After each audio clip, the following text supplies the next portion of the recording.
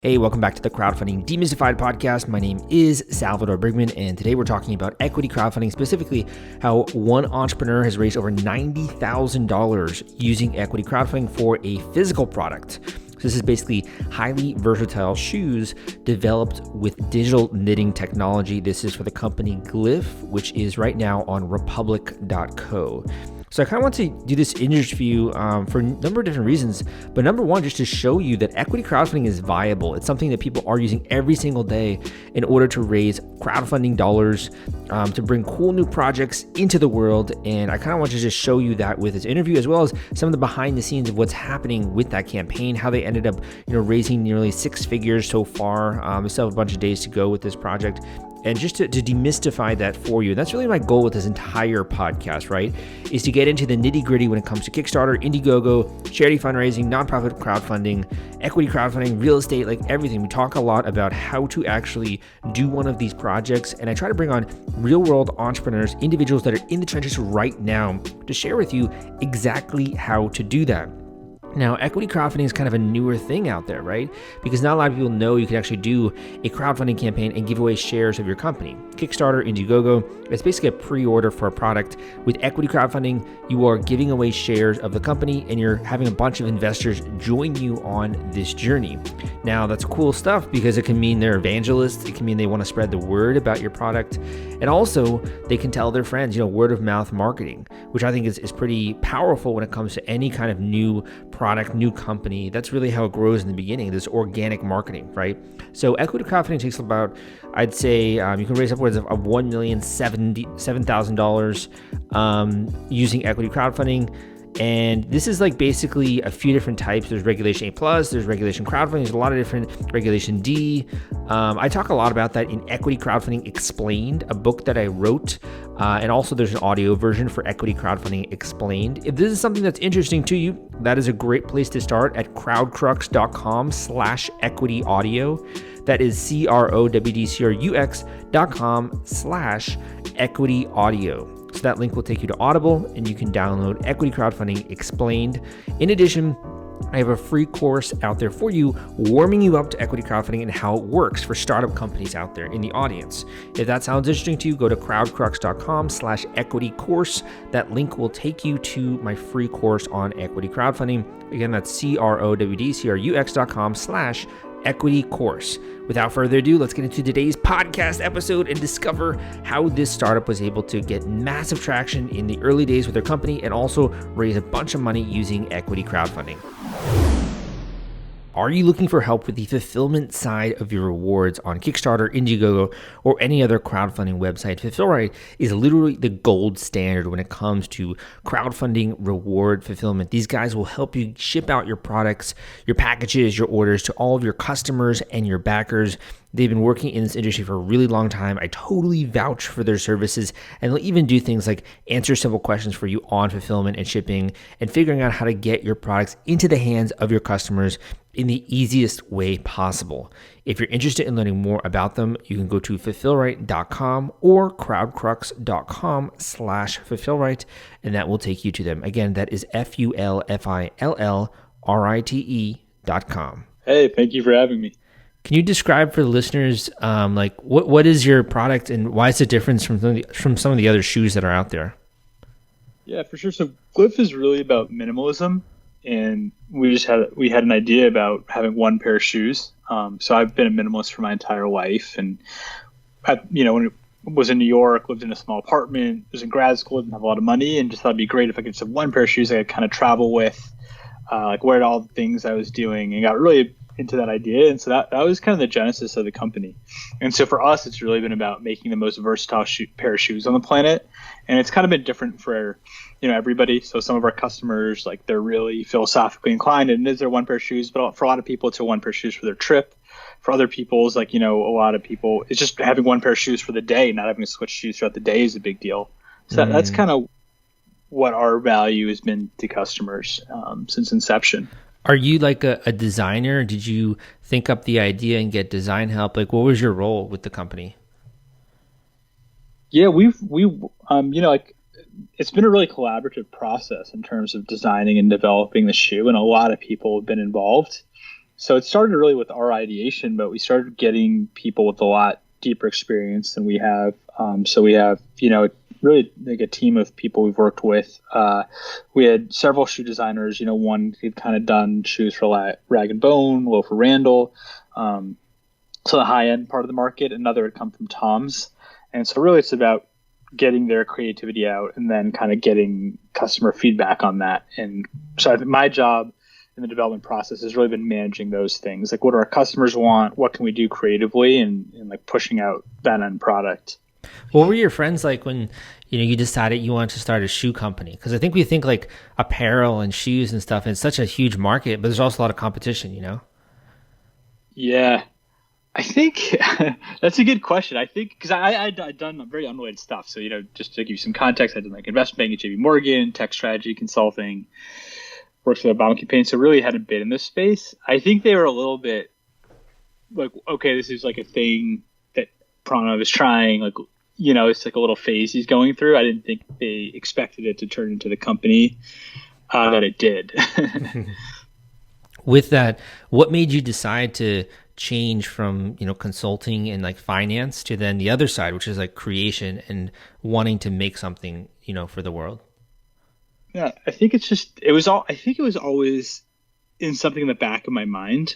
And those jobs are great in that you get a lot of training, but what bankers and consultants do is they're kind of just providing advice to companies. And I always felt like we were kind of on the periphery, and it was kind of like, well, if you're so good at giving advice, aren't you good enough to do it then? So I think that was part of it. My dad's an immigrant and started his own company. My grandfather in India started his own factory after World War II. So I also think it was kind of in my blood a little bit. Maybe that was part of it. Mm-hmm. So you decide to start this company, and then like you got to basically get investors, right?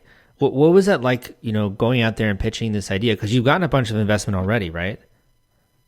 That's right. So we have some great investors. We have raised money for 500 Startups, which is an accelerator and VC fund out in San Francisco. We have some angel investors that were, early investors in SpaceX and Snapchat investing in us. Cornell, where we went to grad school, invested in us. So we do. It's kind of, fundraising was like something I had to learn. And it's really hard, and it takes a lot of perseverance. And it's just about refining your pitch, building networks like slowly. And just kind of like grinding. It's not an easy thing to do, I think. But how long did it take you to do that, like initial round? It took us, so that pre-seed, we had done, about a 300K pre-seed. And that round had probably took us like 4 or 5 months. And now, we've already started raising our seed round, and we've raised about that much, in a month. But it's tough out of the gate, because getting the thing about investors is that one of the things they care about the most is who are the other investors. So like, when you don't have any other investors, that's the hardest it can be. So it was good, but like, I think eventually we found people that just were willing to take a shot on us. Mm-hmm. And just, you're kind of putting yourself in a position to get lucky by just giving yourself a ton of at-bats. I think that's what it was. While you were looking for this investment, what were you doing sort of concurrently? Were you working on the prototypes? Were you starting to sell at all? Like, what were you doing concurrently while you were raising money? Yeah, so I run the marketing and the fundraising for our company. And so at the time, I'm usually doing one or the other. And so at the time, we're always sold out. Like, we just keep selling out and scaling up and selling out. And so at the time, we'd sold out our pre-sale, and we were waiting for another batch of shoes to come. So I was like, okay, why don't I fundraise now? Because I can't sell shoes. Now we've sold out some much bigger batches and are mostly sold out. And I was like, okay, this is a good time to raise the seed round. And I think that works for us because I can focus my attention, but also we have really good numbers to show people. And it's important to fundraise when things are going well, because you want to have that sort of momentum and trajectory that you can show to people that gets them excited. And you're doing a decent amount of revenue now too. I mean, like, it looks like in January 2020, you did like 43,000, right, in revenue. Yeah. And I mean, that's pretty sizable, especially for just starting a company and selling a new product. That's pretty awesome. Thanks. Yeah, it was funny because it was hard at first. Like the first pre-sale we did 25K over a month, and we didn't have any online presence or any marketing budget. I was just going around with our shoes and like people with my backpack, and when I would meet people, they would try them on and tell their friends. And then like once we raised that pre-seed, we had a marketing budget, learned how to do digital, and then it just kind of clicked. You know, it was like running like figuring that out, running experiments, and then it just kind of took off. So we sold, you know, we've done 300K in revenue right out of the gate. And that's been awesome to see. Cause I remember at the beginning, I was like, man, like every pair of shoes we sold was a big deal. And now it feels good. Cause it's a lot of people telling their friends, like 40% of our sales are telling their friends, and it's a lot of online. And so I'll just wake up in the morning and we'll have thousands of dollars in sales in my inbox. And that's great. Cause it wasn't like that at the beginning.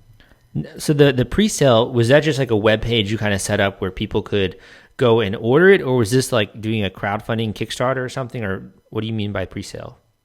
We actually it was structured like a Kickstarter, but we did it on our own site. So we used a Shopify page and set it up like, okay, we're going to sell, you know, $25,000 worth of shoes. Oh, that's sneaky. Yeah, we recreated the Kickstarter experience on our own site. And that kind of way also I think is good because you then make sure you get enough revenue in the door to do like a bulk order, right? To fulfill the minimum order quantity and everything. That's right. That's exactly right. So you use that money to turn around and actually pay the factory. Yeah, that's really smart. Yeah. Yeah. And I would add that we at the time we had like lined up the factory, gotten quotes. I've heard stories about people like being a little aggressive with that, where they're doing the Kickstarter and then they don't end up being able to deliver. Which I think that's like a dangerous place in the world to be. But we kind of like had lined it up, but then we used the money, turned around and used it, and then so that was great. Can you tell me a little bit about this like digital knitting technology? Because I wasn't exactly sure what that meant.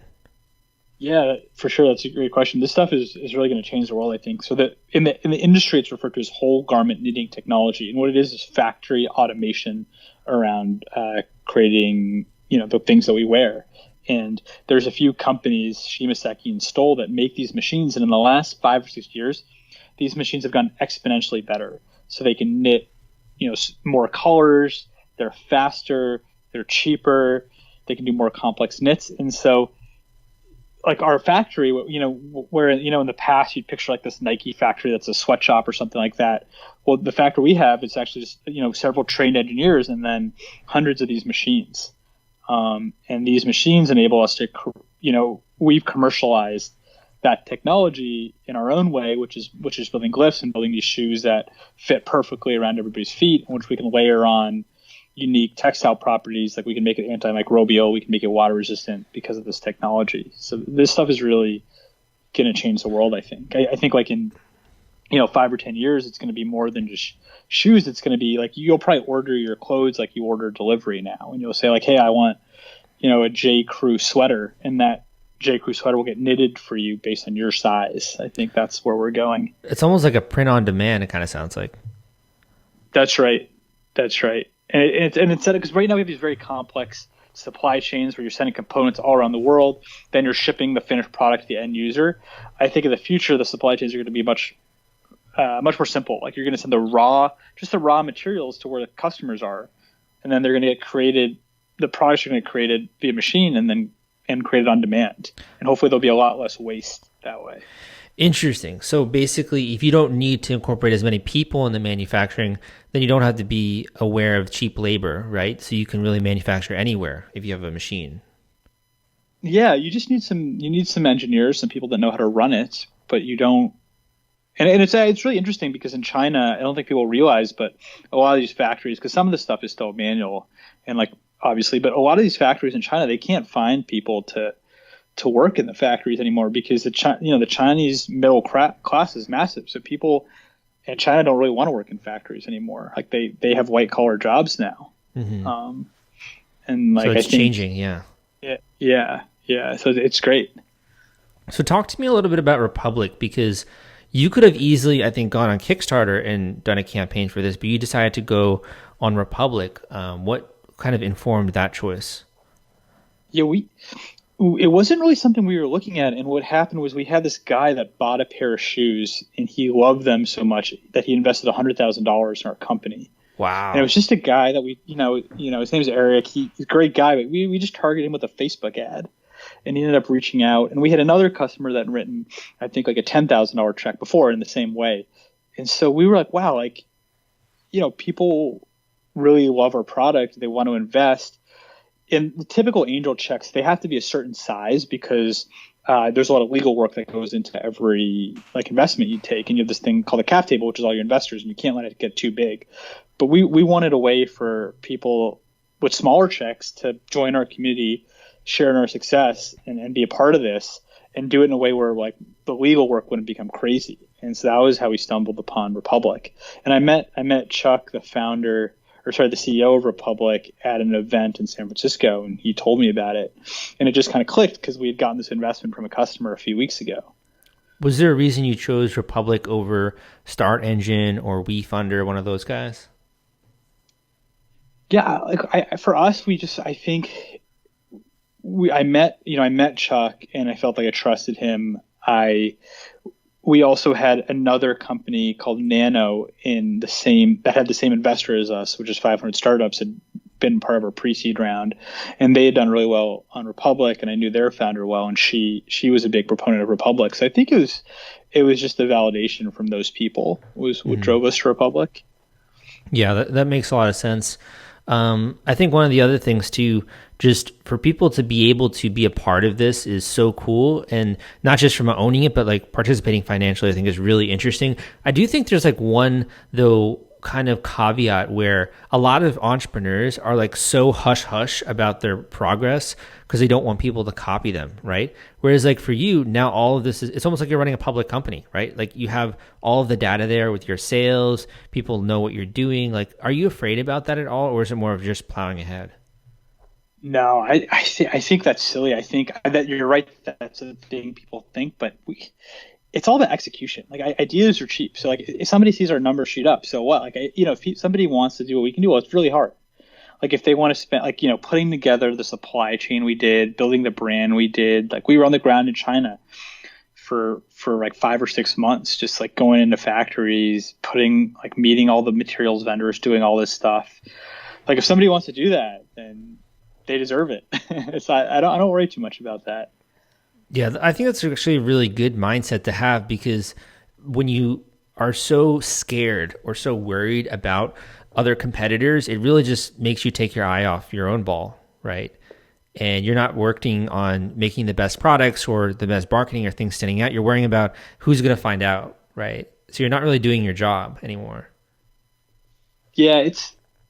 Yeah, I think that's right. Especially these early stages, and shoes especially, because it's a very fragmented industry, but it's massive. It's $93 billion. So the competitive dynamics don't end up mattering as much. It's more, hey, how much can you do something cool, and how much can you inspire people and build a product they love?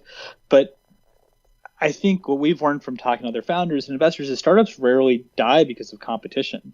They die because they make something that people don't want, or they die because they can't execute.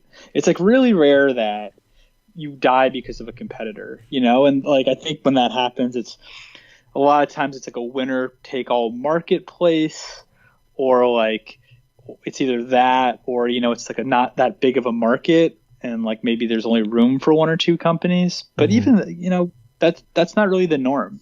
The norm is making something that people don't want, and or not being able to execute.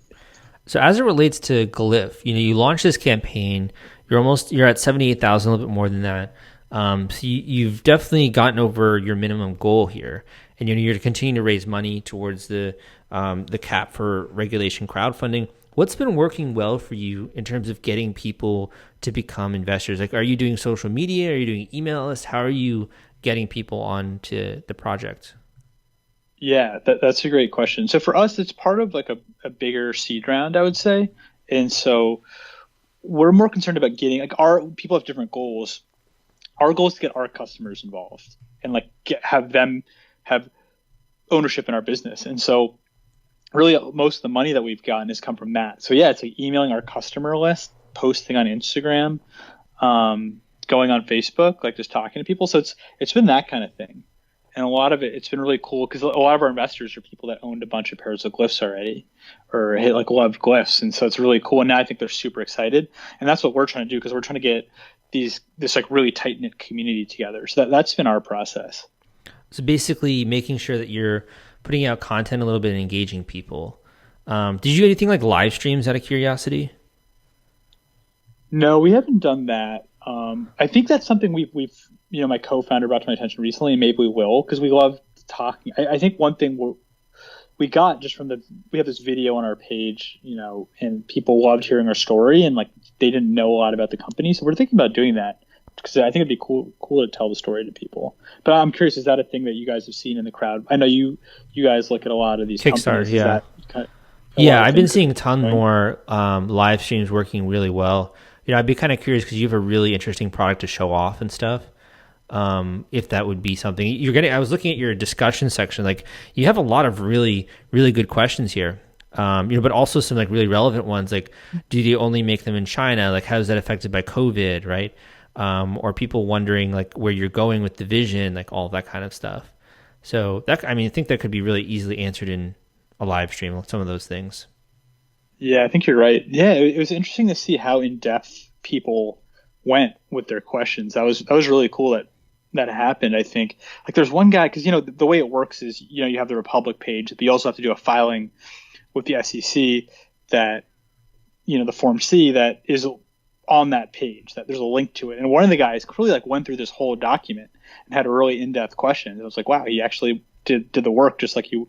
I think it's like you were saying earlier, where it is like a public company. You can go through and get any kind of level of depth that you'd like.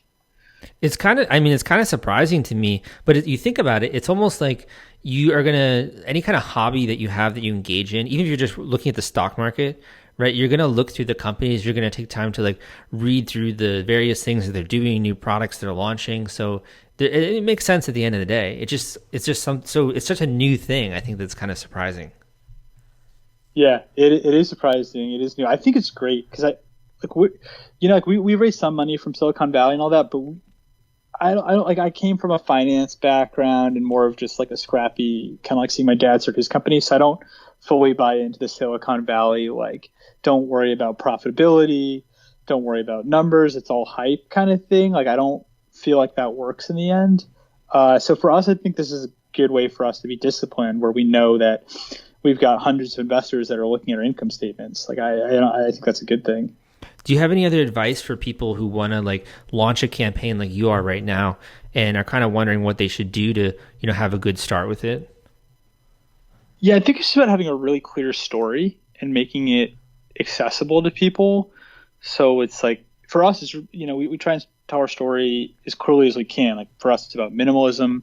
This is how our product ties to that. I think you got to be able to capture people's attention like any other kind of thing. You're selling equity, and you should remember that. And so it's really, I think, about story and about figuring out how to unlock your customers are the important things. The other thing I like about your video is that it's not like a commercial or like super airbrush. Like it starts with the model walking on set, right? Like you would think a normal commercial would just start with like the person on set, but it almost seems like you're getting like a behind the scenes look kind of, And then they're trying on the shoes and like you're like filming the whole process of that happening. It's a really interesting vibe. Thanks, I appreciate that. I'll pass it on. We have this great guy we work with. He's actually kind of a genius, but I think he's a student at Pratt in New York, and this was all his idea, and like we just loved it, and he went off and executed it. So it was great. It was great to work with him. It seems I think we were pretty fortunate. It seems like a big part of your success specifically is being able to assemble a team of people around you, right? Do you have any advice on that, on how to create a team around you that can create something better than you could maybe just do yourself? Yeah, I think so. For us, it's a lot of finding really good designers and creative people, and I was pretty obsessive about it. So, for example, when I found him, I probably went through 400, 300 different photographers and videographers, and then I saw his work and reached out to him. Same when we've done photography shoots out in San Francisco, there's hundreds of photographers in San Francisco. I narrowed it down to like 2 or 3 and went through all of their work. And if you go through a lot of portfolios, you will find the people that are passionate about their work, and you'll be able to tell because it's differentiated, it's unique, and everything is good. There's not a lot of bad work. And so like that, I think that's the advice that I would have. And if you find those people, you can keep using them. So it is really worth the upfront effort. And I think creatives are a little different, and it's not that the best creatives are the most expensive creatives. That's just not how it works. So you might find people that are younger, that are getting started in their career, that are pretty affordable but do amazing work. You might find people that are, Go ahead. So it's kind of like basically being aware of the things that you need and always being on the lookout for talent, it seems like.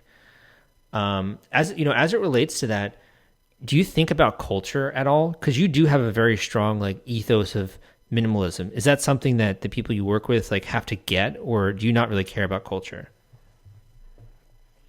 I care about that a lot because it's just like it's a way to get good work out of people. Like if they don't care about what we're doing, then and it's just a check, then the work's only going to be so good.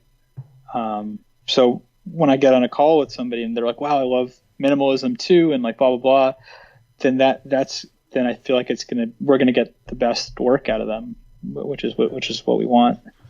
What would you say the vision is for Glyph? I mean, you guys obviously you made a product that connects. It's riding on the minimalism train, and people really like it.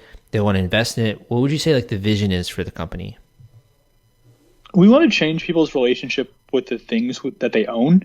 So for us, it's about bringing minimalism to a much larger audience and kind of empowering people to be a little bit freer and to like realize what's really important. I think our message has been resonating a lot during quarantine because people are stuck at home and they're like with their families, their work, like they're cooking, they're like surrounded by stuff. So they're really like focused on what's important now, and that's been great for us. I think a lot of good will come from that, and I hope people continue to realize like what things in life are actually important and what stuff isn't.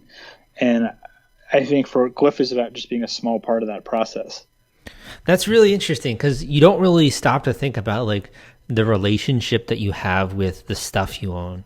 Really, I very rarely think about that. But then you think about like how nicely you treat the things that you care about, like whether that's my leather jacket, like that I really like. I'm always really nice to that.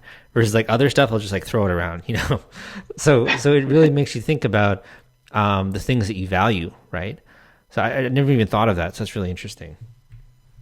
Yeah, for sure. No, like that's great that you love that leather jacket and you get like satisfaction out of it, and that's good. Like that's what I think what we want, where you have fewer things and you value the stuff that you've got. It's so different, I think, because historically fashion is about making you feel like you lack something, right? And almost making you feel like you need to buy this, and then you get that thing, and then it's like it's cool for maybe a month, and then it's just like another thing that's in your closet or another thing that's on your dresser, right? That you don't really care about as much. So it's like a momentary high, right? Whereas this seems like it's more of like a durable thing. That's totally right. Like I think all this stuff has gotten accelerated because all the tech out there, it's so good at hijacking our brains. And so some of that manifests in getting us addicted to social media. And then some of that manifests in getting us to buy stuff that we don't really need or want. Mm-hmm. And I think there's a backlash against that on the digital side, people spending less time with those platforms, and on the consumerism side, trying to own fewer things, trying to spend money on the things that are important, and stuff like that. My last question for you here is, when it comes to the company, like how do people eventually get like a cash out with their shares? Because if I go check your perks, like I can invest $200, or I can invest $300, $500. You also get a pair of Glyphs. It looks like at $500. When can I like cash out that, or like, can you give us an idea of that? Yes. Yeah, so what would happen is when we cash out, you can cash out is how it works. And so there's a symmetry there, and that could either happen when the company is sold or when we IPO. And so these are like longer term illiquid investments. The benefit is that there's a ton of upside. There can be a ton of upside to them. So they're risky, illiquid investments that can have a ton of upside. That's kind of how these things are structured. So I think when people invest in any kind of campaign, whether it's ours or another one that's equity crowdfunding, you should really expect to be in that investment for 3 to 7 years. Mm-hmm.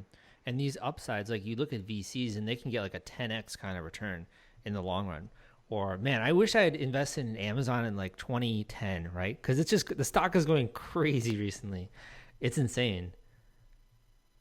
Yeah. And so like even a 10x for a VC is not a great return. Like at our stage, what people are hoping to get is kind of like a 50 to 100x return. Wow. So that's like really what it's about. And that's why it's risky and illiquid, but there's that massive upside. So, like the people that were early investors in Uber, which is the edge case, is an extreme example, but people that had invested like $5,000 were multi-millionaires by the end of it. So that's kind of like, that's what people are going for. And they're kind of taking a portfolio approach where they're doing a bunch of these and that are hoping like one or two are going to really blow up, which is very different from picking stocks, which is, what I was kind of like, I was in that world earlier in my career. Like when you're picking stocks, you can't have anything go to zero. Like that's really bad. This world is different. You're like thinking some things are going to work out, some aren't, but the ones that work out will have such tremendous returns that it won't matter that some didn't work out. One final question. I really like what it is that you're doing here, and I think you guys have a really solid vision. Is this campaign, is it just for the shoes, or is it like for if you guys also launch new products in the future, you'll own a part of the company? Yeah, so the people that invest in this will actually own shares in Glyph. They will own a part of our company. So no matter what you release in the future, basically. Yeah. So not just revenue from these, like they own equity in our company that is theirs, and they'll get paid out when the company exits. That is so cool, dude. I love it. Awesome, man. Where can people go to learn more?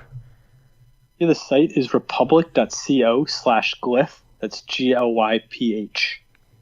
Okay, awesome. I really appreciate it. And for those that are listening, go and watch the video just because it's a really good also study of marketing. So even if you're not interested in Glyph or you just want to check it out, like I think they're really cool shoes, go and look at the video because I think it's a really good example of how to put together a killer video. And also you guys have lots of great imagery and such. I think you're showing the story and kind of how it evolves very good on Republic. So thank you for coming on the show. I'll let you have the last word here. Maybe you could end this with a word of encouragement for other entrepreneurs, a final tip you'd like to pass on, something you learned, or anything along those lines. Yeah, absolutely. Thank you for having me, first of all. In terms of word of advice, it's got to be about you and your belief. Like some people are going to be excited about what you're doing. Some people won't be. If you believe, the only difference between us and other people and the people ahead of us and behind us is like whether you keep going or not. So if you believe, just keep going. Well said. Thanks for coming on, man. Thanks for having me. Take care. Hey, thank you for listening to this episode of the Crowdfunding Demystified podcast. My name is Salvador Briggman. If you enjoyed this, give a rating and review on iTunes. Also, go and check out some of the other episodes I got out there when it comes to Kickstarter, Indiegogo, how to raise money, what are entrepreneurs doing right now in order to get traffic and funding and attention for their products and their projects. We really talk about a lot of different topics, I would say, on this show. And I try to bring on a variety of different types of entrepreneurs so that you can find people that are inspiring to you and that will help you on the way when it comes to realizing whatever your dream is. What do you want to do? What do you want to accomplish? At the end of the day, I always think about like Star Wars. I know like Star Wars is one of my favorite movies when I was growing up. I also love Star Trek, right? But the analogy works a bit better with Star Wars, where you think of, Luke Skywalker, and he's going up against this galactic empire and this emperor, and he's trying to combat the forces of evil in the world. And the only way he can do that is if he has someone to help him. And that's obviously at first Obi-Wan Kenobi with his lightsaber and giving the lightsaber to Luke. This is kind of like a magical weapon that allows him to connect better to the Force and also do some really cool stuff and like defend himself. But in addition, it's being able to assemble some of the people that helped him take on the Death Star, which is like Han Solo, Leia, Chewbacca, all these people that are, amazing characters and stuff when it comes to Star Wars. Well, the same thing is true of your life and your goals, because in order to become successful with crowdfunding, you also need to assemble a team around you. If you want to take on a really big company, if you want to make a splash and really make a dent in the universe, man, you got to have a team around you. And one of the services that I provide is sort of that mentorship and helping you step by step when it comes to launching one of these campaigns. So that could take the form of an hour-long intensive coaching call going in depth into your project, everything including like your video, the pitch, what do you need to do to warm up the crowd? How are you doing the pre-launch, the marketing strategy? Also talk about like prototyping if you want to, or shipping, fulfillment, all that kind of stuff. But in addition, talking about the resources that you might not already know. You don't know what you don't know, unfortunately. And when you're doing something there's a lot of uncertainty behind it, it's really important to nail down on the step-by-step process and also the resources you can draw on to be more successful. Like if Luke Skywalker didn't know about the Force, if he didn't have a lightsaber, if he didn't even know like the ways of the world and such, then he would have never been able to accomplish the things that he did. But because he had someone who was talking and teaching him these things, but he was then able to really take on the, uphold, I guess, the Jedi legacy, or however you want to call it. And I kind of think of it that way. Because at the end of the day, I think when I was first getting started, you think that you are the hero of a story, right? And to a degree, I am in my own life. But when it comes to my customers and when it comes to people I'm working with, my coaching students and the people that I'm helping, I really like to think of them as the hero. They're the one who is Luke Skywalker. And I'm kind of just like giving you a lightsaber. I'm showing you the resources. I'm showing you the path.